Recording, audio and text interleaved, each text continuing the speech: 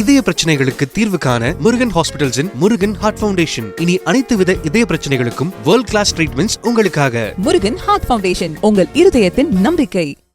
ஒரே நேரத்தில் 17 செயற்கைக்கோள்களுடன் நடப்பாண்டுக்கான இஸ்ரோவின் முதல் ராக்கெட் இன்று விண்ணில் ஏவப்படும் நிலையில் உலக நாடுகள் இதனை உன்னிப்பாக கவனித்து வருகின்றன. ஆந்திராவின் ஸ்ரீஹரிகோட்டாவில் உள்ள சதீஷ் தவான் விண்வெளி மையத்தில் இருந்து PSLV C-62 ராக்கெட் மூலம் EOS-N1 என்ற முதன்மை செயற்கைக்கோளும் 17 சிறிய செயற்கைக்கோள்களும் விண்ணில் ஏவப்படுகின்றன.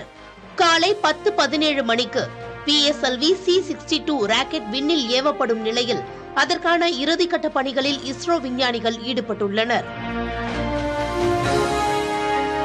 மத்திய அரசின் பாதுகாப்பு ஆராய்ச்சி மற்றும் மேம்பாட்டு அமைப்பின் சேவைக்காக வடிவமைக்கப்பட்ட EOS-N1 என்ற செயற்கைக்கோளை PSLV C-62 ராக்கெட் சுமந்து செல்கிறது.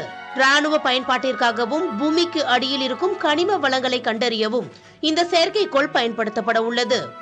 அத்துடன் ஸ்பானிஷ் நிறுவனத்தால் உருவாக்கப்பட்ட கெஸ்ட்ரல் இனிஷியல் டெமான்ஸ்ட்ரேட்டர் என்ற ஒரு சிறிய சோதனை கருவியும் பொருத்தப்பட்டுள்ளது.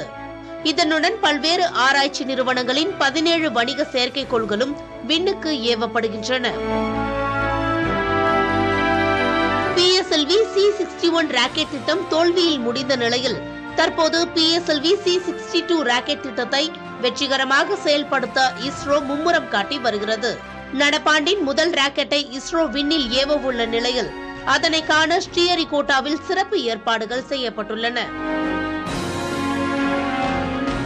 புதிய தலைமுறைக்காக செய்தியாளர் விக்னேஷ் முத்து. இதய பிரச்சனைகளுக்கு தீர்வு காண முருகன் ஹாஸ்பிடல்ஸின் முருகன் ஹார்ட் ஃபவுண்டேஷன். இனி அனைத்து வித இதய பிரச்சனைகளுக்கும் வேர்ல்ட் கிளாஸ் ட்ரீட்மெண்ட்ஸ் உங்களுக்காக. முருகன் ஹார்ட் ஃபவுண்டேஷன், உங்கள் இருதயத்தின் நம்பிக்கை.